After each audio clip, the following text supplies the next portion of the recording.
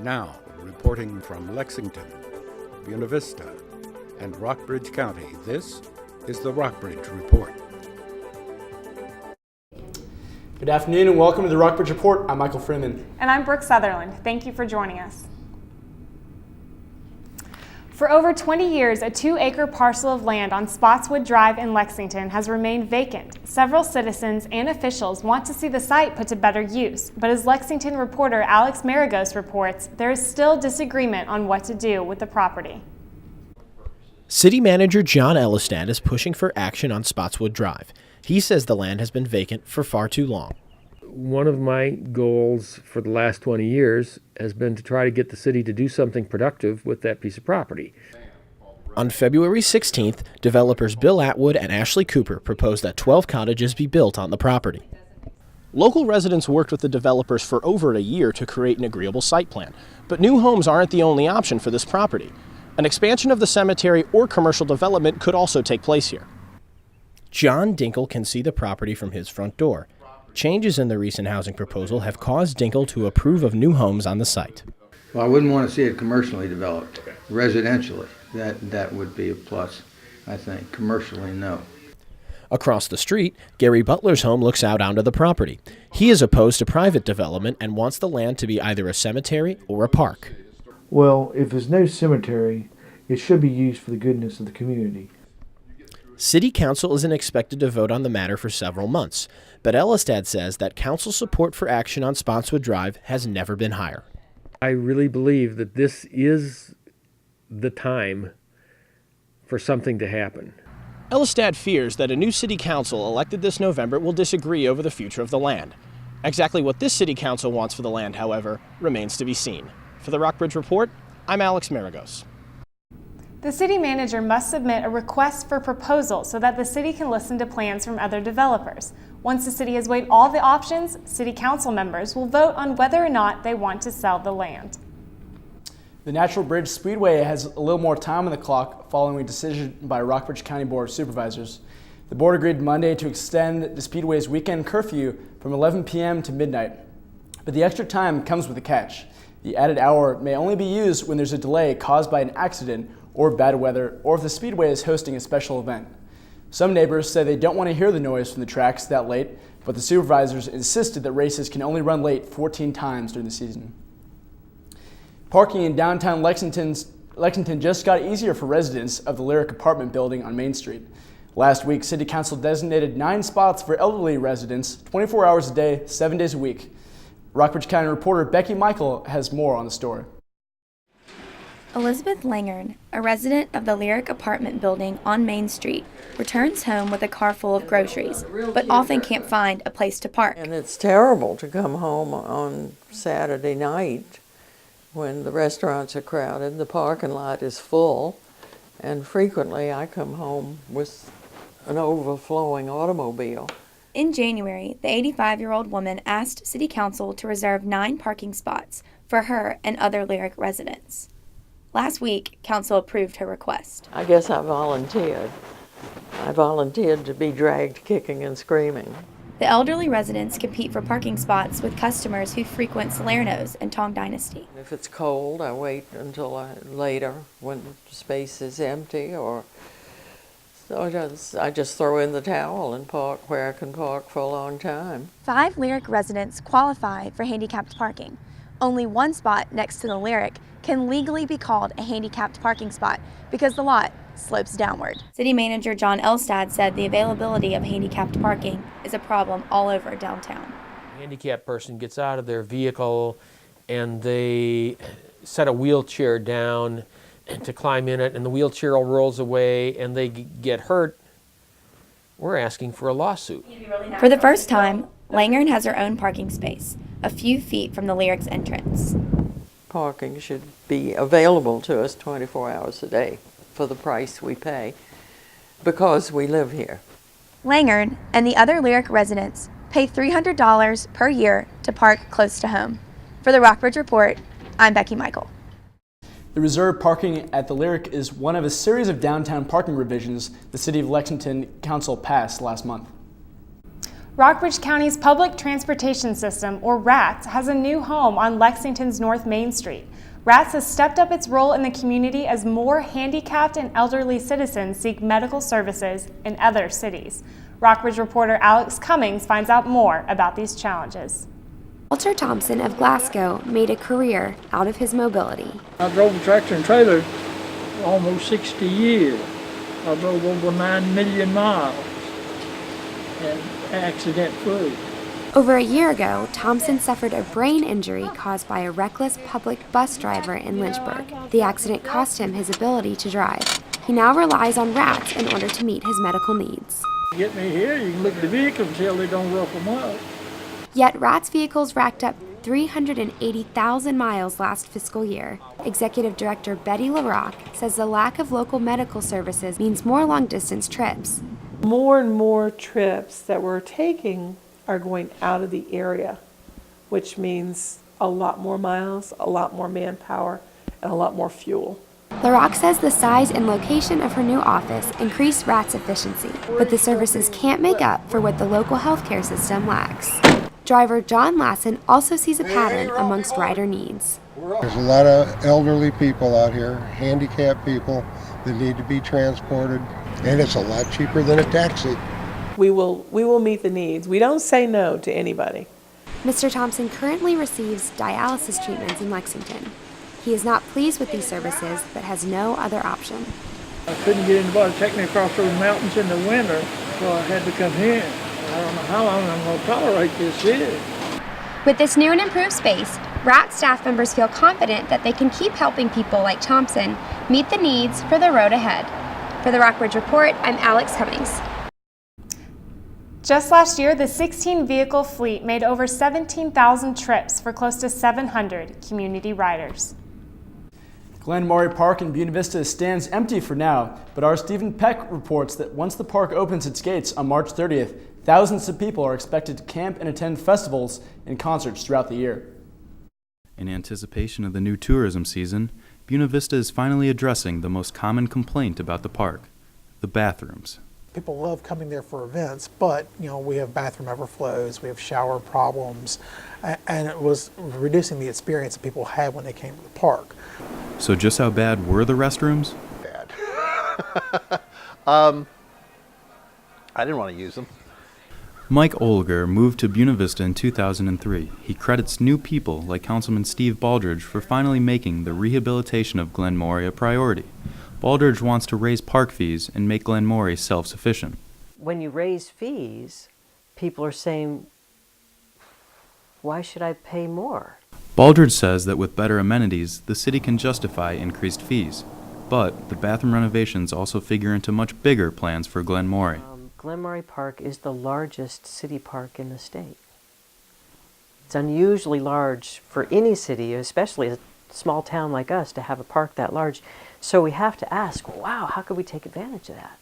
Our strengths are in recreation and the park. Glen Maury Park can be a catalyst for economic growth, not just by turning the revenues coming into the park, but also auxiliary revenues for your local businesses. Brown says that last year, visitors of Glen Maury Park put $1.8 million back into community businesses. He would like to see those numbers grow significantly into the $4 and $5 million range. But to achieve these lofty goals, the city has to start somewhere. For Buena Vista, the first step is renovating the park's bathrooms. For the Rockbridge Report, I'm Stephen Peck. Buena Vista is paying for the construction with $50,000 from the city's reserve fund. They plan to cut down the trees in the park and sell them for lumber to make up the money. Later, see what nature lovers are doing to get back to Rockbridge County. And Super Tuesday is right around the corner. We have the latest on the Republican candidates. More after the break.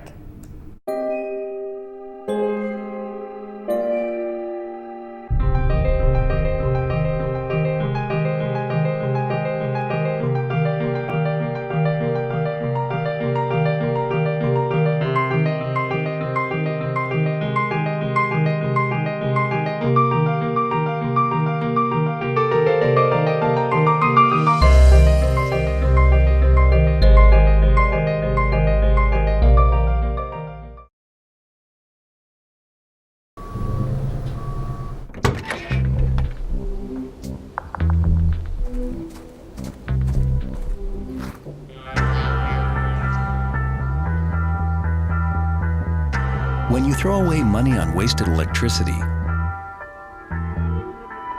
you're throwing away everything you could have bought with it. Saving energy saves you money. Learn more at EnergySavers.gov. 2 outs with a runner on first base. Now the big guy comes up to bat, hitting .342 with 92 RBIs and 36 homers.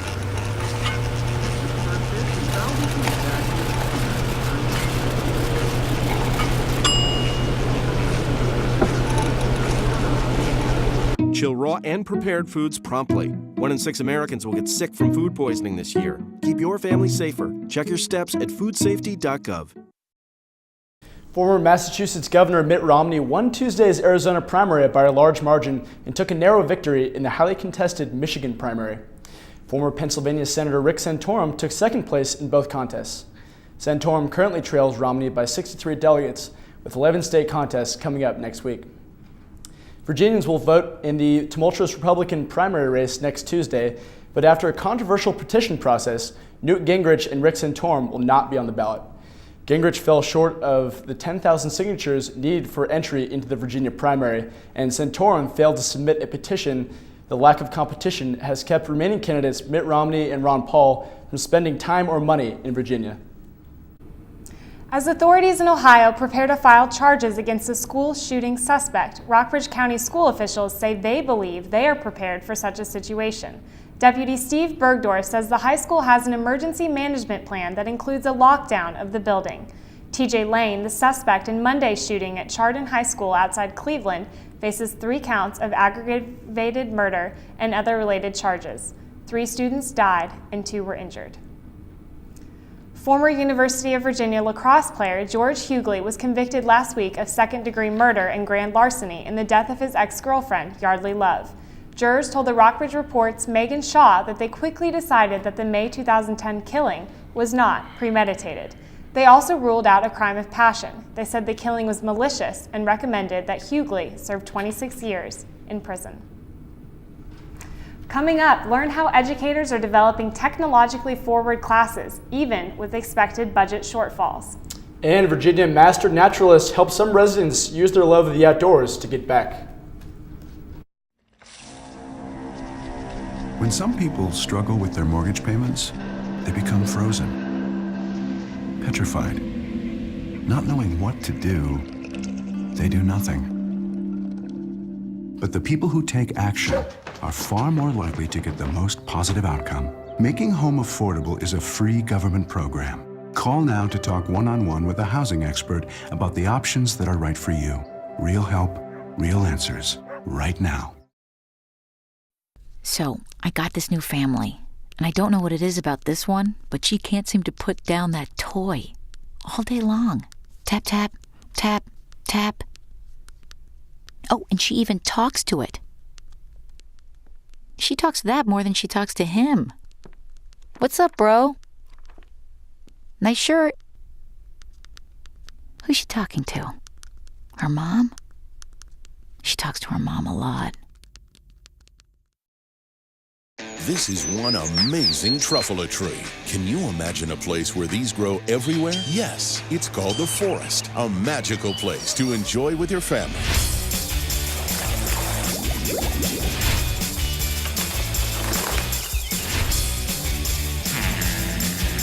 Ooh. So discover the forest and explore all the wonder that's there.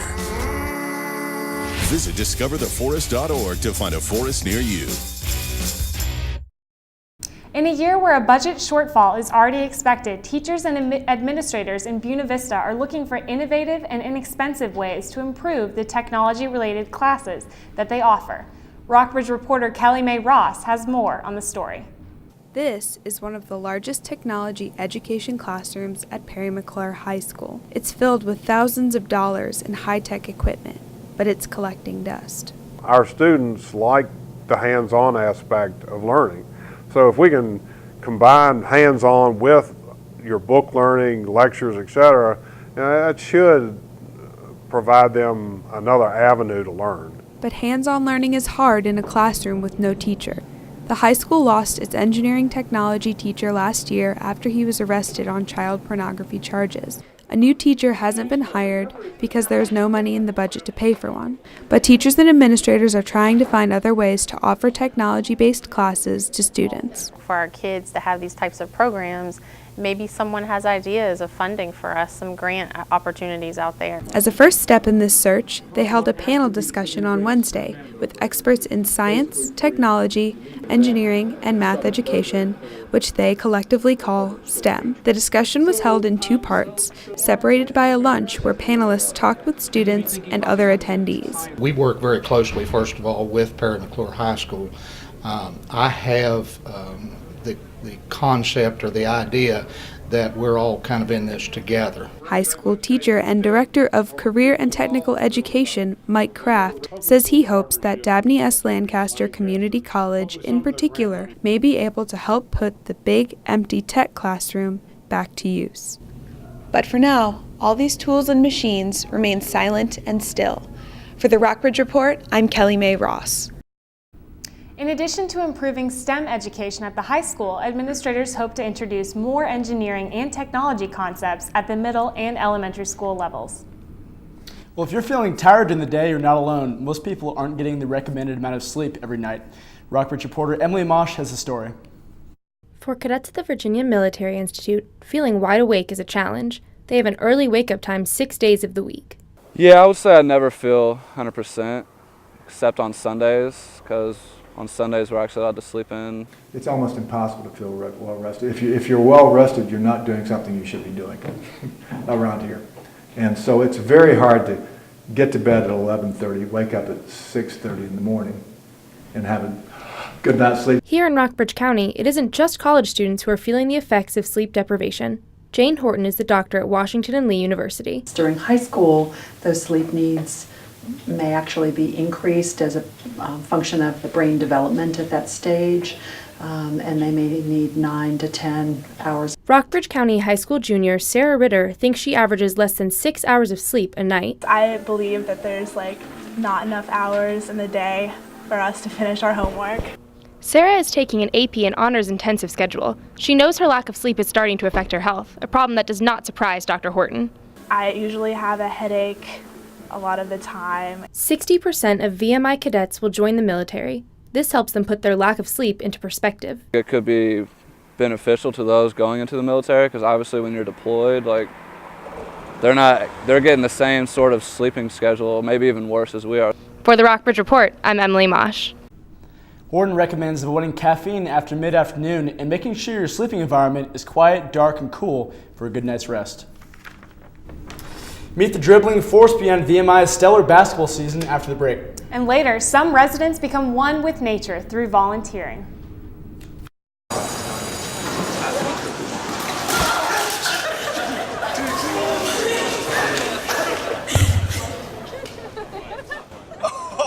That's low, that's low and below. Look, he's blushing.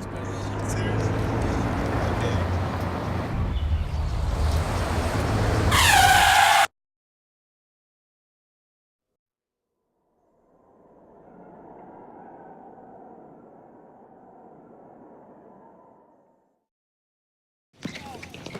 Welcome to my block party. Glad you can make it.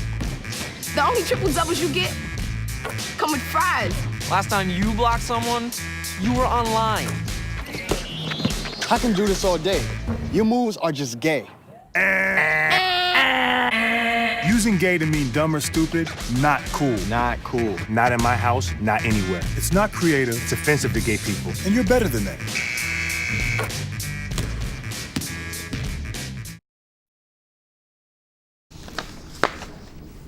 VMI guard Keith Gabriel has been getting a lot of attention in his senior season for his stellar shooting and blocking abilities. But Rockbridge reporter Katie Sheeler is here to show us that a heart of gold lies behind his skills on the court. Thanks, Brooke. Last night, VMI upset number 2 ranked Coastal Carolina in the quarterfinal round of the Big South basketball tournament, and Keith Gabriel led the team in scoring with 20 points. Unfortunately, this week, I had the opportunity to talk to Keith Gabriel myself. Keith Gabriel has played his last game in VMI's Cameron Hall. and he's definitely made a name for himself in his 4 years there. And scored 20 his first game against Kentucky that we beat Kentucky in Rupp Arena. So he started off with a bang and he won his last game on this floor, so that's a huge accolade for him. Keith has no plans to go into the military, but he still took on the stress of cadet life and, of course, the rat line, just to make sure he could play basketball in college. I knew it was going to be hard. It's a military school, that's obvious, but at the same time, I was like, this is what I want to do with my life. I want to play basketball, and whatever obstacles in my way, that's what I'm going to have to take it head on and get through it. The 6'4" guard has scored more than 1,900 points in his career. He's the Keydets' leading shot blocker and second leading scorer. But if you ask him, it's not about the glory. It's about doing everything you can for the team. That's what I tell freshmen and sophomores coming in. You always got to work as hard as you can, put it all out, because when that time is up, I mean, there's nothing that you can change. Keith says he definitely wants to play basketball professionally, and his coach says that whether or not that happens, Keith has a bright future ahead of him. And he's a hard worker and just a great person. And I think you combine all those things, you got a lot going for you. He'll be maybe one of the most Miss Cadets that I've ever coached here in my 7 years. After games, Keith hangs out in the gym, signing autographs and shooting around with local kids that come to see him play. He says he loves spending time with them and he wants to teach them that good things happen to good people. For the Rockbridge Report, I'm Katie Sheep. Tonight, the number 7 ranked Keydets will face number 6 ranked Winthrop in the semifinals of the Big South Tournament. Back to you, Brooke. Expect the warm temperatures to stay going into this weekend's forecast, but don't put up those rain boots and sweaters just yet. Tomorrow, showers will dampen the area, but the temperatures will stay in the low 60s. And thunderstorms will make it a rainy Saturday with warm temperatures but lows in the 30s. Sunday, the sun will try to come out, but it will be chillier with a high of 45. Monday, Lexington could see some snow flurries with temperatures dropping down to 38 with a low of 27. And Tuesday, the sun will warm us up to a high of 50. Lexington's artisan businesses are changing the outside perception of the city. Slowly, these businesses are making Lexington a cultural tourism destination. Reporter Papa Osei finds out how. Lexington, Virginia is known more for its Southern history and universities than anything else. But ask any of its many artisans and they'll tell you about a different Lexington. I've heard people say over the years that Lexington lives large for a small town. You can find anything from wine to beer to coffee made in Lexington. And every week, some businesses have tastings for their products. Owner of Lexington Coffee Roasters, Melissa Shaw, has coffee tastings every Friday. It's turned out to be so popular and so many people tell us they want to be able to come. So later in the spring, we're planning on expanding those hours. Right after the coffee tasting, the Washington Street Purveyor starts its wine tasting. Part owner Chuck Smith has had these since 1996. Yeah, there's been an impact at a certain level. I think it's also a cooperative event, especially on First Fridays when all the art galleries are opening. Blue Lab Brewery recently joined Lexington's growing artisan community. 3 days a week, beer lovers can walk in and try its different brews. We definitely have a lot of repeat customers that come in. We're starting to get a lot of folks from Roanoke, from Richmond, that have heard about us, that are coming in just to sample. These weekly tastings don't only give residents a chance to learn more about locally made products, but also a place to socialize and enjoy the camaraderie of others. The popularity of the tastings hint that Lexington is much more than an historic place. It is also a hub for arts and culture. For the Rockbridge Report, I'm Papa Osei. With the opening of Devil's Backbone Brewery, there will be an addition to the area's growing list of artisan businesses. Some residents embrace their love of the outdoors by becoming master naturalists. Stay tuned to find out how they took their love to the next level.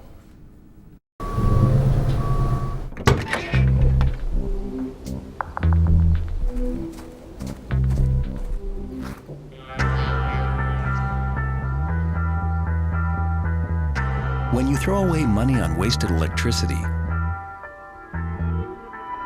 you're throwing away everything you could have bought with it. Saving energy saves you money. Learn more at energysavers.gov.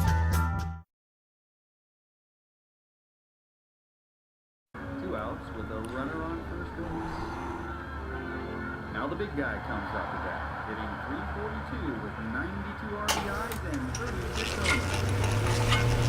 Number 50,000 back.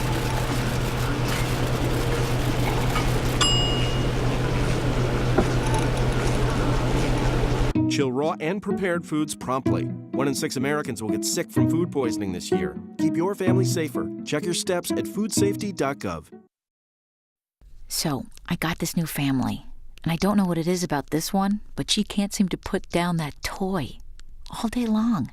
Tap, tap, tap, tap. Oh, and she even talks to it. She talks to that more than she talks to him. What's up, bro? Nice shirt. Who's she talking to? Her mom? She talks to her mom a lot. For the 3rd year in a row, nature lovers are donating their time to Rockbridge County. Reporter Evelyn Rupert has more on how these volunteers are getting started. Ann Henderson spends her Tuesday nights at Boxerwood Nature Center. Henderson, along with 12 others, is training to become a Virginia Master Naturalist. What I enjoy doing, which is being outside and being in the environment, but being able to do something constructive with it. After graduating, Henderson will have to log 8 hours of advanced training and 40 hours of volunteer work in the next year to be certified as a Virginia Master Naturalist. Keith Maurer is the training coordinator of the 14-week course. He says these hours fly by with all of the opportunities available. We have gone into a partnership with VMI, with the Chessie Trail. Currently, all our chapter is really doing is offering to the community, offering to the public, monthly guided walks. Last month, Master Naturalist Matt Paxton led a 90-minute walk along the Chessie, stopping to talk about its former life as part of the C&O Railroad. Walks along this trail are just one of the many ways that Master Naturalists teach the community about the interesting nature of Rockbridge County. Virginia Master Naturalists provide almost $5 million worth of service to the state every year. Kids come out here and they spend, X amount of time here at Boxerwood with an educational program, and some of our members regularly volunteer with those educational programs. Henderson hopes that after completing the course, she will be able to use her love of nature and past as a homeschool teacher to join the many Master Naturalists who aim to share their knowledge with the community. I just feel we can all contribute something, and this is what I'm interested in. I look forward to being able perhaps to join one or more of those groups and do something worthwhile. Henderson will graduate from the course in the beginning of June. For the Rockbridge Report, I'm Evelyn Rupert. Join Master Naturalists on March 10th to learn about the ecology and geology of the Chessie Trail. Well, that's all we have for you today. For more information on the news in the area, visit rockbridgereport.washingtonlee.net. I'm Michael Freeman. And I'm Brooke Sutherland. Have a good night.